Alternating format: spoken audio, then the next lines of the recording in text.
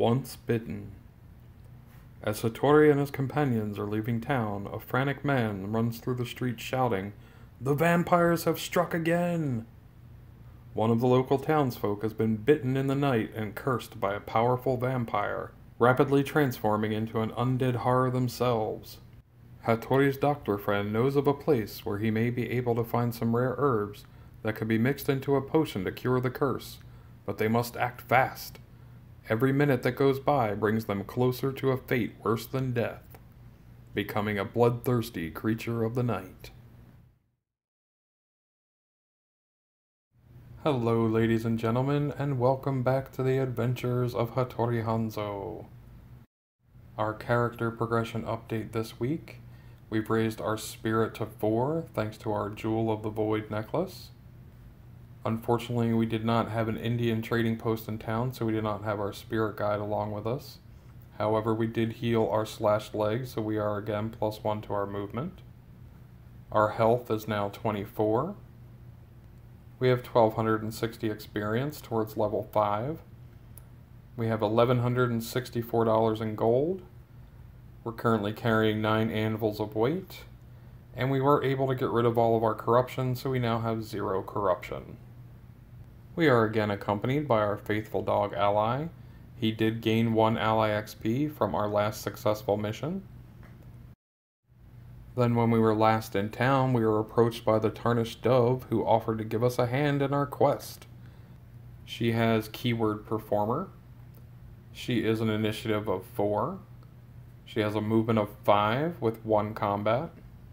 She has a to hit for range of a 4+, and to hit for melee of 4+ as well. She has a tiny pistol, which is a free attack she can use once per fight. It's got a range of 3, 1 shot, and it does allow her to get a critical hit on a to hit roll of 6.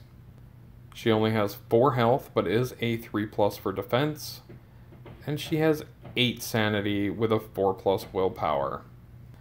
Unfortunately, her corruption resistance is only 2. For her abilities, she can carry and use up to 2 anvils worth of items, as well as 2 side bag tokens. She also has the Check It Out ability. Once per turn, she may attempt to cancel a depth event, growing dread, or darkness card as it's played. We would just need to roll once on the henchman exploration chart to find the results. And then one of her specialty abilities is she has Comforting Touch. At the end of each turn, she may heal 1 wound or sanity from a single adjacent hero. Let's rejoin our wandering samurai and his 2 allies as they venture into the mines to find the cure for the curse of the vampire. Hello and welcome everyone to lucky episode 13 of the adventures of Hattori Hanzo. Today we'll be doing mission 2 from the Feral Vampire mission pack. Some mission rules. At the start of the mission, our hero will take a story character token to represent the bitten townfolk. The hero with this token is helping the bitten townfolk make their way through the mine to find the cure. Our mission goal, we must find 3 clues to track down the location of the rare herbs that will cure the vampire's bite before the curse fully takes hold. Our special rules. This mission does use the enemy theme Vampire Adventure. Just to recap what that is, we have vampire encounters. Whenever we would need to draw an encounter, we roll a d6, and on a 1, 2, or 3, we also draw a vampire encounter. We have feral vampires as common enemies. Whenever we would draw a threat card, we roll a d6, and on a 1, 2, or 3, we instead are attacked by feral vampires. And whenever we encounter feral vampires, we roll a d6, and on the roll of a 1, 2, or 3, we also draw a vampire trait card for them. Some special rules for our bitten townfolk. The story character in the mission is a bitten townfolk cursed by a powerful vampire and rapidly transforming into a vampire themselves. The story character is not a full model in its own right, but is being helped along by one of the heroes. It is never targeted or attacked in any way and is considered to have willpower 4+ for preventing corruption hits. During the adventure, the story character token may be exchanged between heroes as though it were an item. And our last special rule is it's getting worse. Anytime the darkness moves onto a blood spatter or growing dread space on the depth track, the bitten Townsfolk, as well as any hero that is currently bitten, immediately takes 1 corruption hit. Also, anytime the hero with the bitten Townsfolk token takes a corruption hit, the bitten Townsfolk takes 1 corruption hit as well. Alright, let's find this cure. Holding back the darkness. We fail. Our dog has an initiative of 5 and a movement of 8, so he will go first and look through the door for us.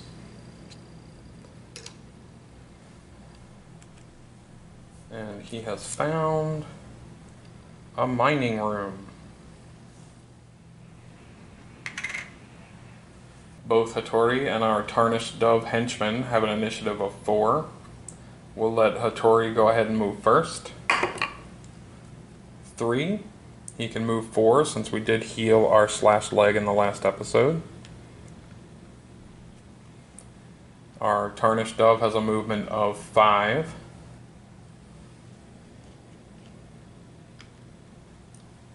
And let's see what our exploration token yields. We are attacked. I think we will use our Faithful Dog's Runs Ahead ability. Once per adventure, you may discard and redraw an exploration token.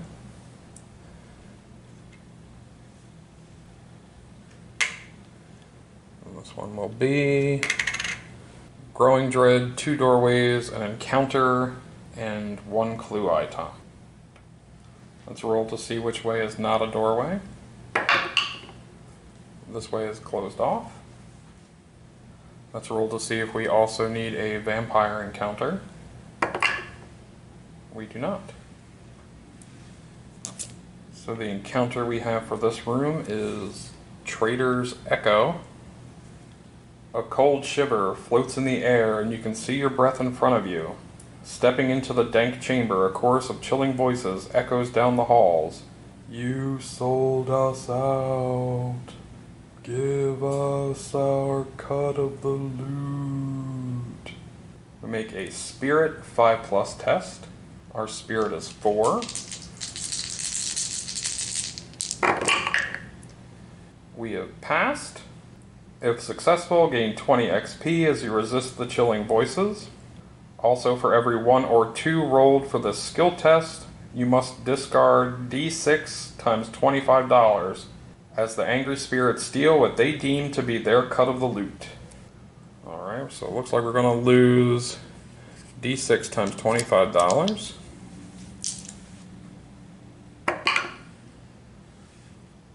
$100.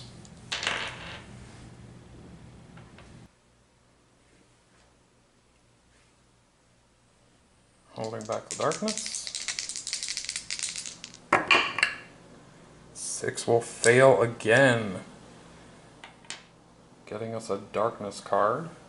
And we have to roll our poor Townsfolk's It's Getting Worse to see if he gains a corruption point. Again, he has a willpower of 4. And he fails. He gains 1 point of corruption. 5 points and he turns into a vampire. Our darkness card is Restless Dead.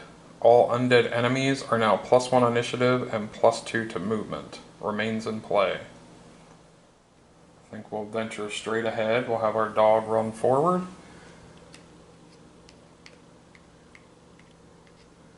We will not have him look through just yet. Oh, we could heal 1 wound from being next to our Tarnished Dove using her Comforting Presence ability. We will have Hattori move first again. 6.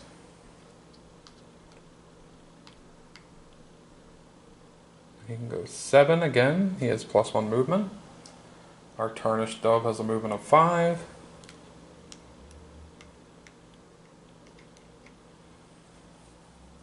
We will roll to hold back the darkness.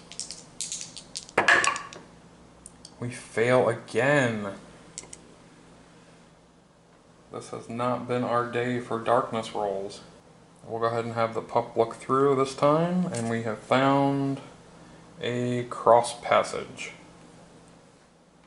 We'll have Hattori move.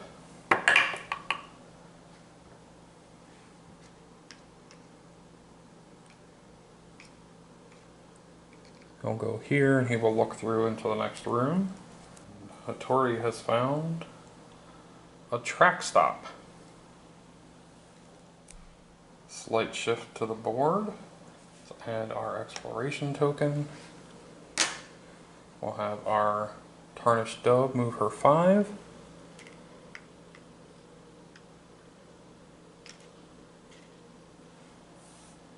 Let's see what we can reveal. 3 doors, 1 encounter, 1 more clue icon. Let's see if we'll be adding a vampire encounter. We will! Our first vampire encounter. We'll be having a total of 3 encounters in this room. We have our advanced room encounter, the exploration token encounter, and then the vampire encounter. Our advanced room encounter is Ominous Hole. A large and foreboding dark hole sits on the far wall of the room, beckoning you to shine your lantern light inside. We must choose to look into the hole or ignore it and move on. So if we look into the hole, there's a potential to find something. And if we ignore it, not too much happens other than if we fail the ignore, we draw a threat card. Let's go ahead and look in. Fortune favors the bold, right? So we roll a d6. A 5. What's this? Draw an artifact card. Awesome. And we have drawn Angel's Tears. Discard to immediately do d3 wounds, ignoring defense, armor, and endurance to every demon model on the same and adjacent map tile to you. Good lord. I've never seen this card before. Or discard to re-roll a Hold Back the Darkness roll just rolled. Wow. And there's no weight on this thing. That's crazy. Our exploration token encounter is Cursed Gold. In the center of the room sits a large open steamer trunk overflowing with gold coins and nuggets. The shimmering golden glow lights up the room, drawing you in. At the foot of the trunk sits a blood-splattered and wrinkled note scrawled on a piece of paper. This gold is cursed. Touch it at your own peril.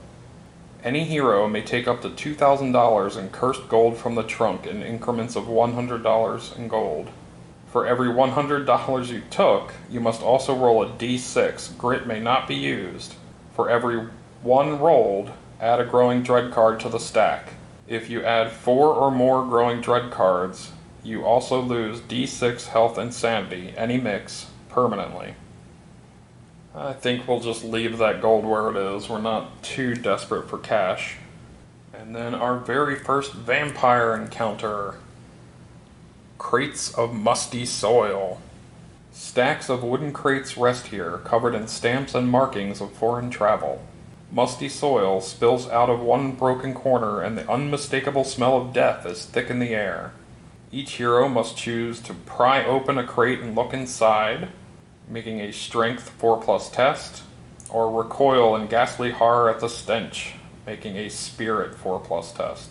We'll go ahead and pry it open. Our strength is 6. We just need a 4+. And we passed. If successful, gain 10 XP, and for every 6+ rolled, you may draw a loot card. For every 1 rolled during the test, you take a corruption hit. And we do have 1/1. So both us and our story character have to take a corruption hit. But we get to draw 2 loot cards.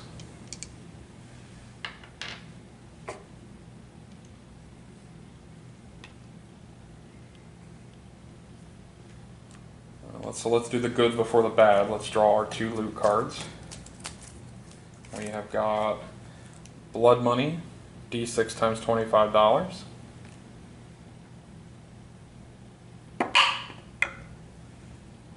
$100. And Sack of Gold Dust, another $100. Oh, and we do have our rich deposits from coming from the mining town. So we are plus $10 every time we find gold. So we'll have $20 more from the last 2 loot cards.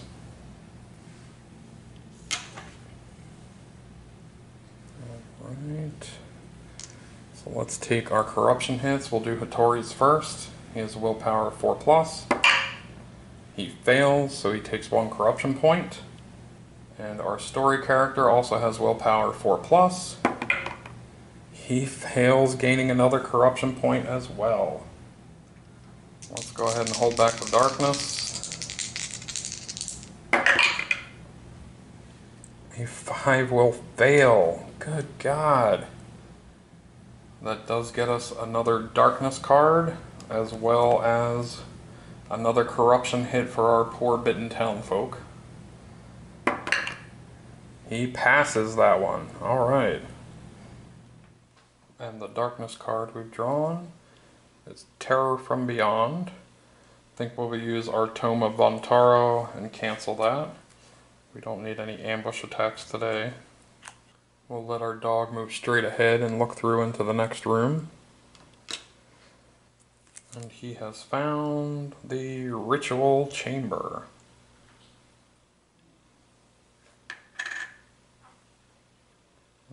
We will let Hattori go. Moving to 5. We'll stay right there just in case. Let's go ahead and use his Fire Sake token. We'll gain D3 Fury, 2 Fury. And we'll move our Tarnished Dove to be right behind us. We'll heal another wound thanks to her Comforting Touch. And let's see what this exploration token has in store for us.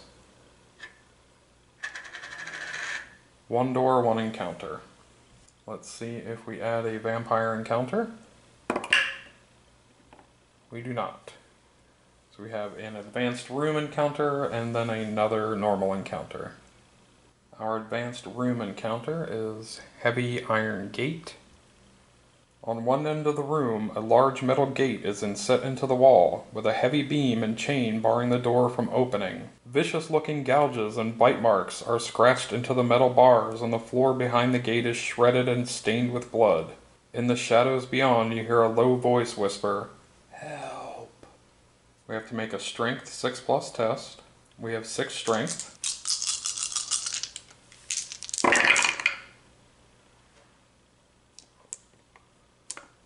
Nothing. Let's use a grit.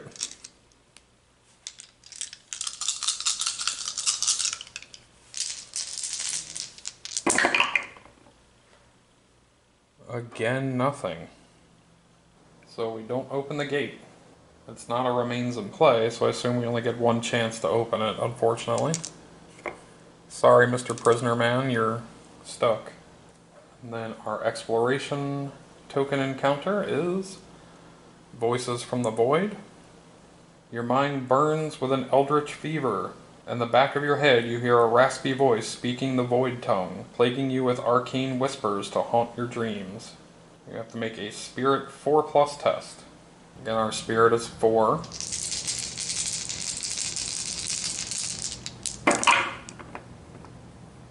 Awesome. Gain 15 XP for each 4+ rolled.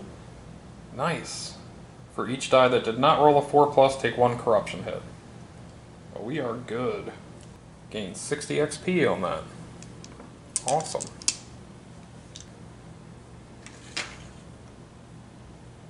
Let's hold back the darkness. 6 will fail. Jeez. Again, we'll have the pup run ahead. I mean, we've had surprisingly no enemies yet, but our hold back the darkness rolls have been terrible. He's going to look through and find a waterfall room. Shifting the board slightly. We'll have Hattori move. 6.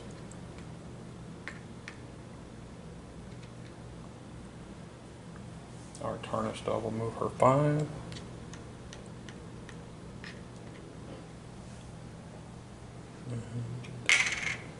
We have found our third clue icon, and we are attacked. For our objective, once we find the third clue icon, we've reached the objective and found the location of the rare herbs that can cure the vampire's curse. Ignore any door or gate icons on the token, as the objective room has no exits, and reveal all growing dread cards in the stack. The heroes must then complete any encounter or attacks on the exploration token as normal. We do have one advanced encounter for this room, and then we'll see what we're being attacked by. The encounter for this room is Underground Waterfall. Roaring water cascades from the chamber above, pooling before draining through the holes in the floor. Cave fungus and moss grows here, making the rocky, wet floors slick under your feet. Heroes on this map tile may not escape from adjacent enemies, and also roll a d6. On a roll of a 1, 2, or 3, the roar of the waterfall has masked the sounds of approaching enemies. Ambush attack. Alright, so we're going to have an ambush attack threat and an exploration token threat. This remains in play. Let's reveal our growing dread card before we pull our threat cards. Untold Horrors. Every hero immediately takes horror hits equal to the current position of the darkness on the depth track. So it looks like we'll be taking 5 horror hits. Our willpower is 4+.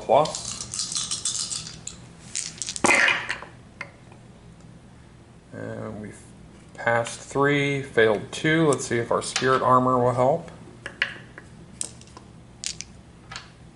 The spirit armor is 5+.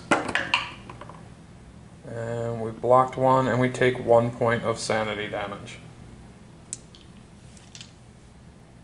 I think our companions have to take those as well. So let's do our dog. He also has willpower of 4+. And he takes 3 points of sanity damage.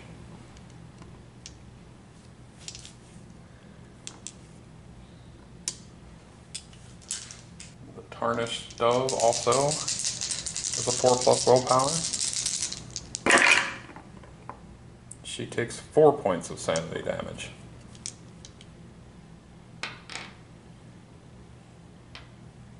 Again, I've never really used advanced allies, so forgive me if I'm messing up when using these rules with them. Alright, let's see. So we have 1 attack from the exploration token and 1 attack from the underground waterfall roll. On a 1, 2, or 3, we'll be attacked by vampires. We'll roll them separately, 1 for the standard attack and then 1 for the ambush. Standard attack will be a normal threat, and the ambush will be a vampire. And our normal threat will be a paradise of undead outlaws. So we'll be attacked by 3 undead outlaws and 1 vampire from an ambush. Let's see which of us he's going to attack. A 1, 2 will be the dog, 3, 4 will be Hattori, 5, 6 will be our tarnished dove. Of course, he's going after the tarnished dove. Let's see if our vampire is going to have a vampire trait. He will. And the vampire trait we've drawn is Chilling Touch. Anytime a hero takes 1 or more wounds from a vampire, they also take 2 horror hits that do 2 sanity damage each. To recap, our feral vampires are initiative of 5, initiative of 7 during a ambush. They have fear 2, so any hero starting their activation adjacent takes 2 horror hits.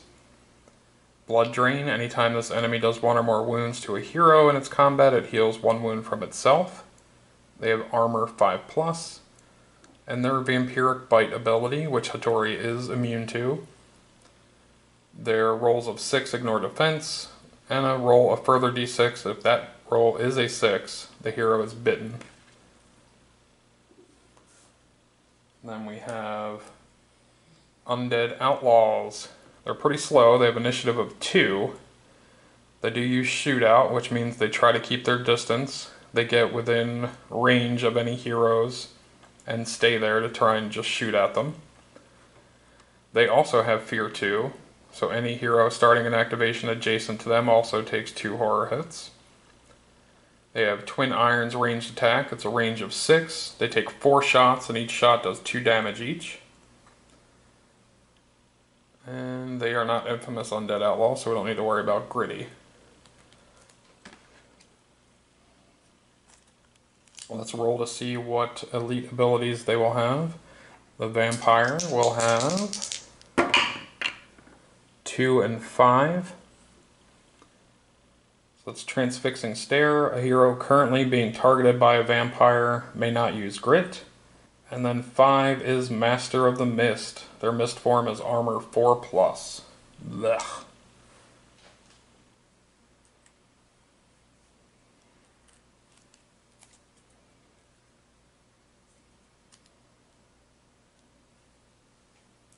And then the elite abilities for the Undead Outlaws will be 3 and 6. Quick Draw. In the first fight round, Undead Outlaws are initiative 6 and +2 shots with their ranged attacks. Awesome! And then 6 is Expert Gunfighters. Their range to hit is now 3+. Wow. Alright.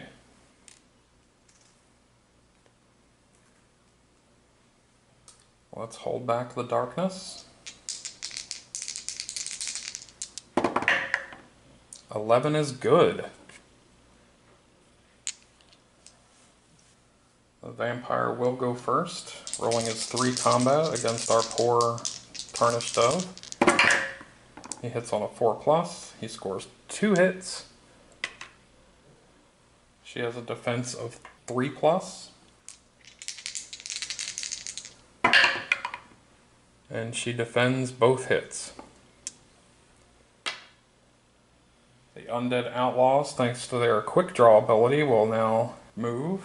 Each one of us is going to have one targeting them, so they need to be within range of 6. So this guy will move up to here and target Tarnished Dove. This guy will move over here and target Hattori. This guy will move here and target our poor dog. And they get +2 shots this first round as well. So there are going to be 6 shots on each of us. So we'll do initiative order. We'll do 6 shots on our faithful dog. They hit on 4+, or I'm sorry, they hit on 3+, because they are experts. So he takes 5 hits.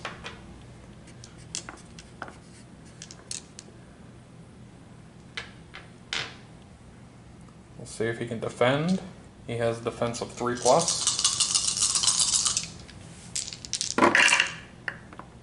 And he takes 2 wounds.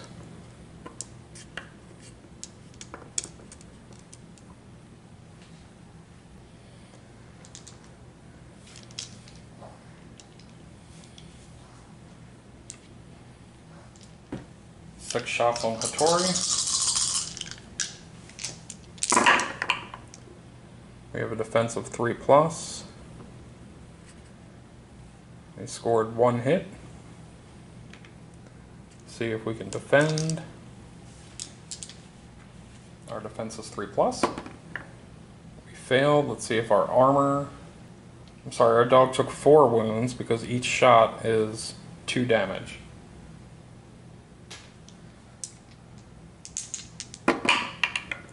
And we take 2 wounds. 6 shots on the Tarnished Dove.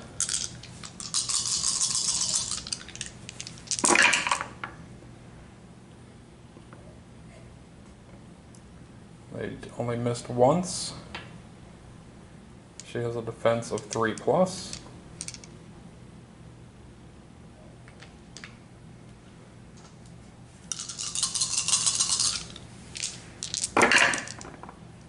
And she defended all of them. Very agile, our saloon girl companion.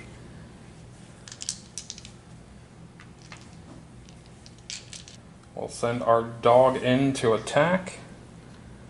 He will stand right in between all of them and attack the one that shot at him. Rolling his 1 combat, hitting on a 4+. Scores a hit. They do have a defense of 4, so this roll will be -4 to the roll. No damage. We'll move Hattori up.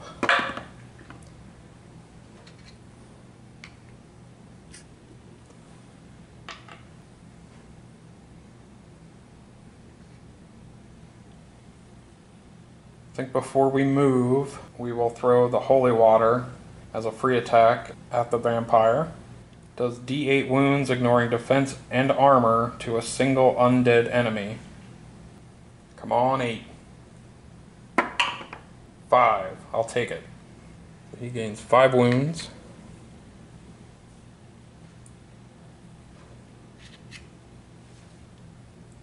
Now we'll move up. We'll roll our 3 combat. 2 hits, 1 miss.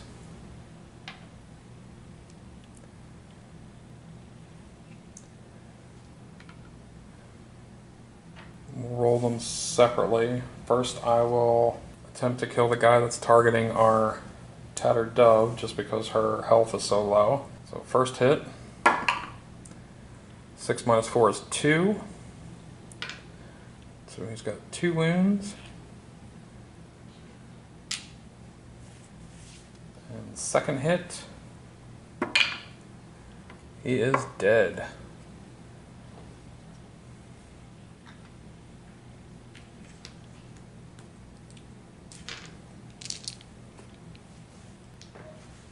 We'll spend 2 fury tokens and do our dancing dragon. We need an agility 5+ test to move to the next guy. And we did get our 6, so we're good. He gets 1, 2.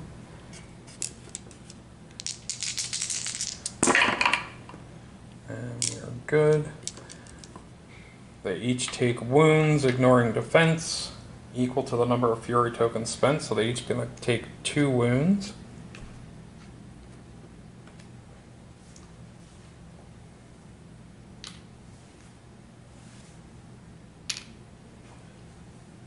Our tarnished dove will go. She will fire her free attack. 1 shot, does do a critical hit on a 6. Excellent, 1 critical.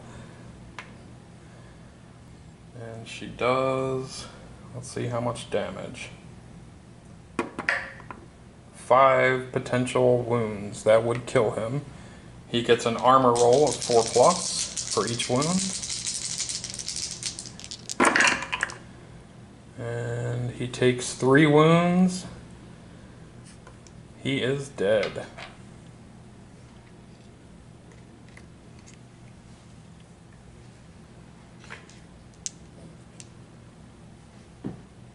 Let's hold back the darkness. 7 is good. The outlaws drop down to initiative of 2, so I'm pretty sure we can get rid of these guys here. Our dog is going to go. He's going to take his fear hits. There are 2 guys next to him, so he does have to roll 4 dice. He has a willpower of 4+. And he takes 2 more points of sanity damage. He will roll his 1 combat. And he misses. We'll move our tarnished dove up, even though she won't be able to get within range. See if Hattori can gain a grit. He does. Excellent. to roll his 3 combat.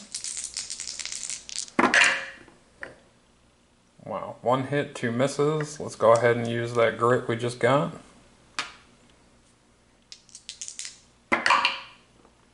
One more hit and a critical.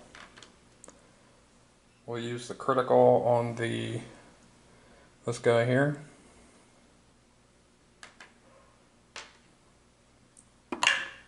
Eight, he is dead.